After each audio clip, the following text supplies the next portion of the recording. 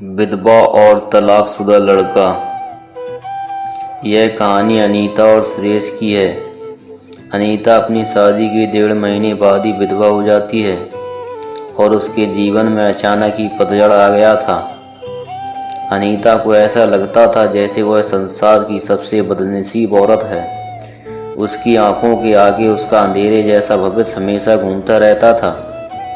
अनीता के घर में सिर्फ उसकी बूढ़ी माँ थी और अनीता के पति के गुजरने के बाद अनीता के पिता भी इस दुख में गुजर जाते हैं।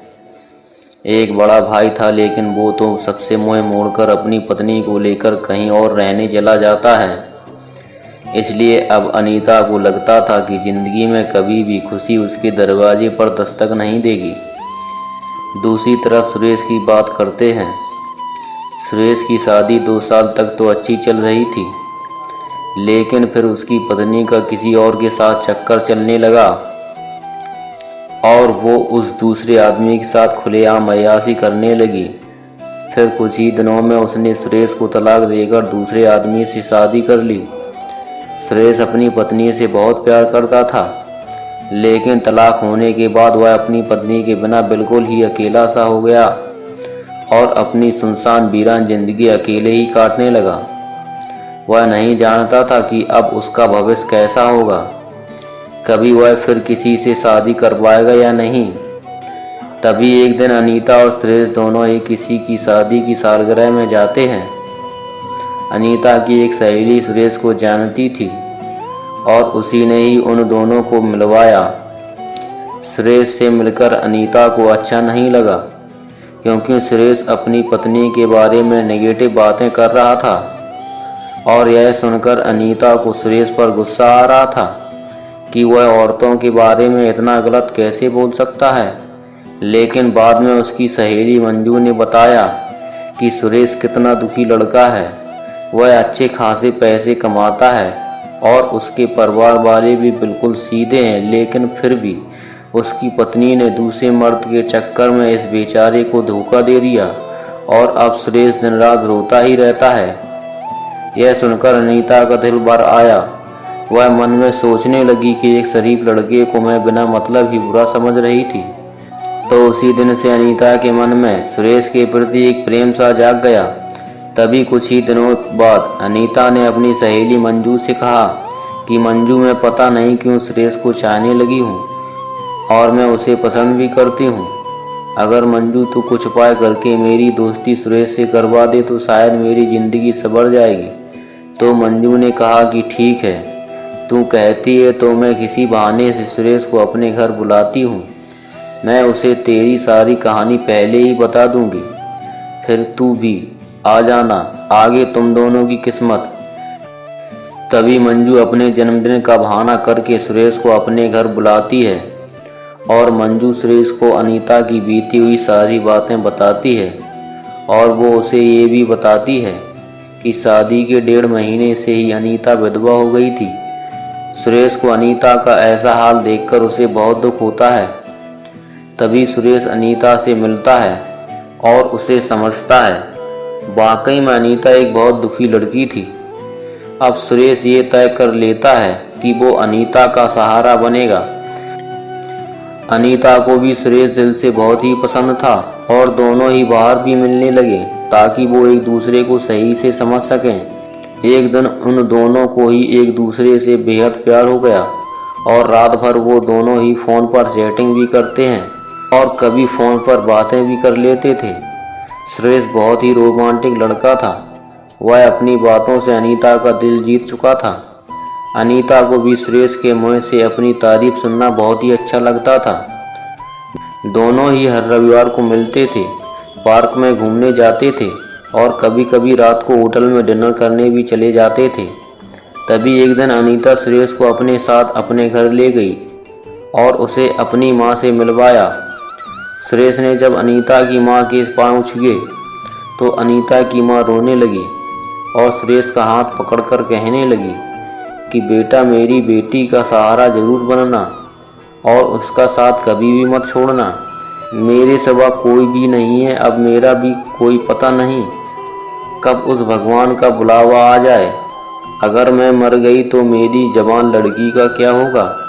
ये सुनकर सुरेश की भी आंखों में आंसू आ गए और अनीता भी खूब रोने लगी। तभी सुरेश ने कहा कि माँ जी आप बिल्कुल चिंता ना करें, अनीता का मैं मरते दम तक साथ नहीं छोड़ूंगा और आपको भी कुछ नहीं होगा और आपकी बेटी का मैं जिंदगी भर ही ख्याल रखूंगा। ये सुनकर अनीता की माँ और अनीता को बहुत अच्छा लगा और अनीता सुरेश का हाथ अपने गालों पर लगाकर रोती है। तभी एक दिन दोनों ही पार्क में बैठे थे तो अनीता ने कहा कि सुरेश तुम अपने घर वालों को मुझको कब मिलवाओगे। सुरेश ने बात टाल दी और उससे प्यार भरी बातें करने लगा और कहा अनीता मैं तुम्हारे बिल्कुल नज़दीक आना चाहता हूँ, बोलो तुम मुझे अपने करीब कब आने दोगी। लेकिन अनीता सुरेश को अपने करीब आने से मना करती है, मगर फिर भी थोड़ा बहुत वो दोनों प्यार कर ही लेते हैं। तभी अनीता की सहेली मंजू ने अनीता के कान भरना शुरू कर दिए। उसने कहा कि अनीता लड़कों पर इतना जल्दी भरोसा नहीं करते, तू तो सीधी सादी है, सुरेश को अपनी माँ से भी मिलवा दो। लेकिन सुरेश ने तुझे किसी से मिलवाया, कहीं ऐसा ना हो कि वो तुझे इस्तेमाल करके ना छोड़ दे। यह सुनकर अनीता के कान खड़े हो गए और वह सोचने लगी कि कहीं सुरेश मुझे धोखा तो नहीं दे रहा। उधर सुरेश ये सोच रहा था कि मैं अनीता को अपने घर कैसे लेकर आऊं। मेरा घर बिल्कुल छोटा सा है और मैं उसे अभी नहीं बताऊंगा कि उसके लिए मैंने एक घर बुक कर लिया है और 50,000 जमा भी करवा दिए हैं और बाकी की मैं बैंक से किस्त बनवा लूँगा। 1 महीने के बाद सुरेश का जन्मदिन था। सुरेश ने सोचा मेरे जन्मदिन पर ही अनीता को सरप्राइज दूंगा और तभी अनीता और उसकी माँ को भी घर बुला लूँगा। उसी दिन अनीता से शादी की सारी बात करके उसे सगाई की रिंग भी पहना दूंगा, क्योंकि अनीता के परिवार में और कोई नहीं है, इसलिए सारा कार्यक्रम अनीता और उसकी माँ के सामने ही हो जाएगा। अगले दिन अनीता सुरेश को फ़ोन करती है और गुस्से में कहती है कि तुम अपने घर वालों से मुझे कब मिलवाओगे। सुरेश फिर से बात को टालते हुए बात को पलट देता है। अब अनीता का शक और भी बढ़ जाता है। तभी अनीता सुरेश से कहती है तुम्हारे बैंक में कितने पैसे हैं, मुझे अपना बैंक बैलेंस दिखाओ। लेकिन सुरेश ने बैंक बैलेंस दिखाने की बात भी टाल दी, क्योंकि सभी पैसे उसने मकान के बयाने में दे दिए थे और उसके अकाउंट में ही कोई 8 से 10 हज़ार ही पड़े थे। अनीता का शक अब बढ़ता ही जा रहा था और वो ये सोच लेती है कि सुरेश वाकई में मेरा इस्तेमाल कर रहा है और वो मुझसे शादी भी नहीं करेगा। इसलिए अनीता सुरेश को फ़ोन तक उठाना बंद कर देती है। इधर सुरेश एंगेजमेंट की सारी तैयारी कर चुका था। बातों ही बातों में उसने अनीता की अंगूठी का भी नाप ले लिया था और अनीता को इसका पता भी नहीं चला था। सुरेश ने अनीता की तरफ से खुद भी अंगूठी बनवा ली थी ताकि अनीता की माँ का कोई भी खर्चा ना हो। सुरेश ने किसी से थोड़ा कर्जा लेकर अनीता के लिए साड़ी और उसका सारा सामान खरीद लिया था और उसकी माँ के लिए भी एक सुंदर साड़ी खरीद ली। अब सुरेश ने सबको यह कह दिया कि मेरे जन्मदिन वाली रात को मेरी सगाई अनीता से है और उसके घर में भी उसने सबको बता दिया था। सारी तैयारी हो चुकी थी। तभी एक दिन सुरेश ने अनीता को 3 बार कॉल किया, मगर अनीता ने उसका फ़ोन गुस्से में उठाया और कहा कि क्या बात है, जल्दी कहो। तो सुरेश ने कहा कल शाम को 5 बजे तुम और तुम्हारी माँ को मैं लेने आ रहा हूँ। तो अनीता ने कहा कि मुझे कहीं भी नहीं जाना। तो सुरेश ने कहा कि अनीता कल मेरा जन्मदिन है। सुरेश ने बताया, लेकिन फिर भी अनीता ने सुरेश को जन्मदिन की बधाई नहीं दी। तभी अनीता ने सोचा कि जन्मदिन में चली जाती हूँ, इससे सुरेश का पर्दाफाश भी हो जाएगा। अगली शाम अनीता और उसकी माँ तैयार हो जाती है और सुरेश की गाड़ी में बैठकर उसके साथ चली जाती है। पूरे रास्ते अनीता ने सुरेश से कोई भी बात नहीं की। उसे तो सुरेश के रूप में एक धोखेबाज नजर आ रहा था।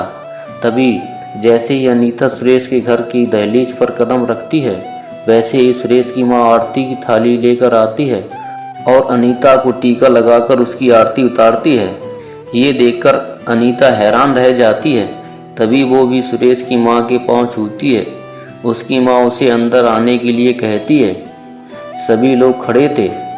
सुरेश के बड़े भाई भाभी, सुरेश के भतीजे भतीजी और सुरेश की माँ व भोले भाले उनके बाबूजी, सभी लोग अनीता और उसकी माँ का स्वागत करते हैं और बैठने के लिए कहते हैं।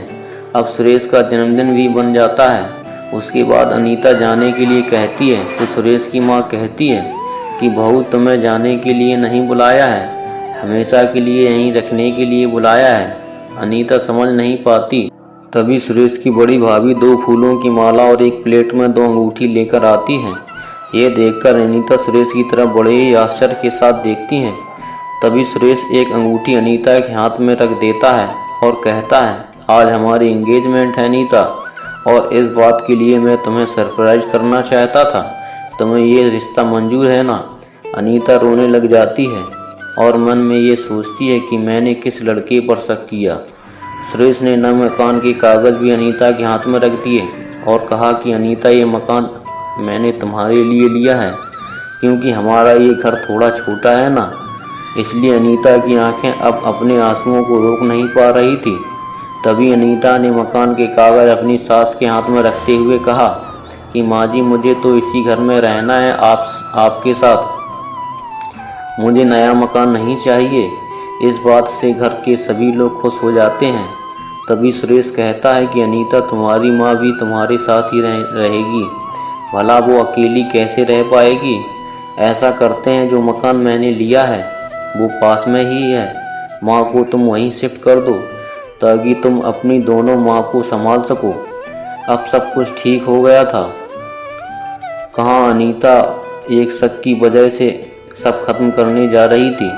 ये गलती उसे बहुत महंगी पड़ने वाली थी, मगर अनीता ने सुरेश के घर जाकर अच्छा ही किया। इसलिए दोस्तों, जीवन में कभी भी किसी शक की वजह से आप अपने प्यार को कभी मत छोड़ना। पहले पूरा सच जानना, फिर कोई कदम उठाना, तभी आपका भी रिश्ता बच सकता है। यदि आपको ये स्टोरी अच्छी लगी हो तो फिर दोस्तों के साथ शेयर करें तथा वीडियो को लाइक तथा चैनल को सब्सक्राइब करें। Thank you.